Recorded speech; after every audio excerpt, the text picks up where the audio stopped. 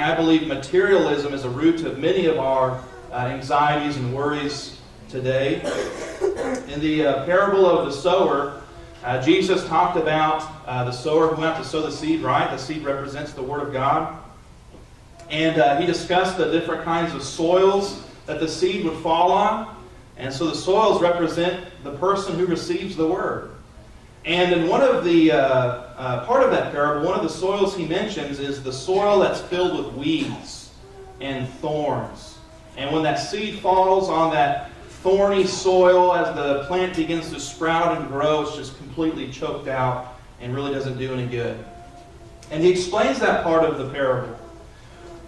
He says in Luke chapter 8, verse 14, "That which fell among the thorns are they which, when they have heard, go forth, and are choked with the cares and riches and pleasures of this life, and bring no fruit to perfection."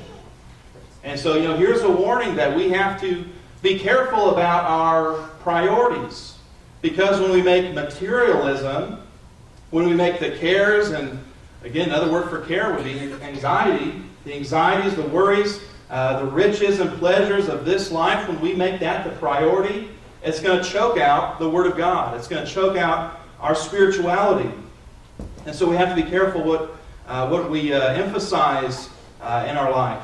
And I've seen it happen with people. I've seen people who, as far as I know, are faithful Christians, come every Sunday, seem to know their Bible well, and they get, all caught up in just a hobby or something, sports.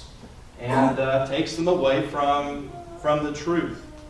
Chokes out the Word of God in their lives.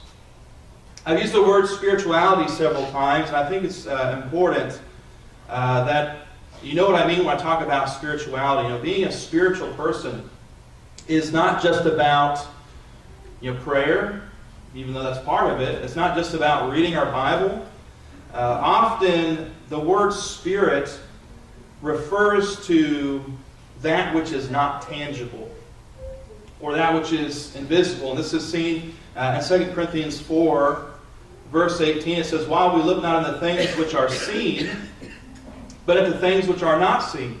For the things which are seen are temporal, but the things which are not seen are eternal." And so, love, for example, you can't weigh love. You can't go up and get a scoop of love, or buy a bucket of love or whatever. It's not tangible. It's not physical. It's a spiritual thing. And so your love for your spouse, your love for your family, that's spiritual. Common decency and showing civility to all people, that's spiritual. Controlling our anger, being a person of self-control, that's spiritual. All our problems in life, and really all our blessings as well, are rooted in the spiritual. Why do some marriages fall apart? Why are some people rude and hostile? Why do some people hurt others and are violent? I don't watch the news a lot. My wife does. You hear all this stuff about this guy sending out bombs and people shooting people. It's just getting more and more common every day. Why does that kind of thing happen? Well, it's because of people who have a lack of love, a lack of civility, who can't control their stronger emotions like anger. They're not spiritual. And we could ask the reverse as well. Why do some marriages last a lifetime? And you see, happy married couples well into their older years. Why are some people kind and courteous? Why do some people strive to keep the peace and be friendly and get to know people? Well, it's because they've made the spiritual a priority in their lives. They've chosen to trust in love and in kindness and in peace. Those are spiritual things, and those things characterize a person who wants to be spiritual. In Galatians chapter 5, I think this is a passage we're all familiar with. It talks about the fruit of the Spirit. And in verses 22 and 23, it says the fruit of the Spirit is love, joy, peace, long-suffering, gentleness, goodness, faith, meekness, temperance. Against such there is no law. If we live a life which is characterized by those virtues, is that going to bring us more anxiety or less anxiety? And I think that's, pretty evident answer, right? It's going to bring us less anxiety, right? And so often people want to make the physical and the material their priority in life. Instead of love, they want lust. Instead of joy, they want entertainment. Instead of peace and long-suffering, they want instant gratification. And when you go down that road, that's the road that produces anxiety and unnecessary stress and worries in life. This passage mentions the works of the flesh. These two things are set in contrast. If you read Galatians 5, the works of the flesh and the fruit of the Spirit. And in Galatians 5, verse 20, among the works of the flesh are listed hatred, variance, emulations, wrath, strife, seditions, and heresies. That's going to give you anxiety in life. As a quick side note, the King James uses the word heresies.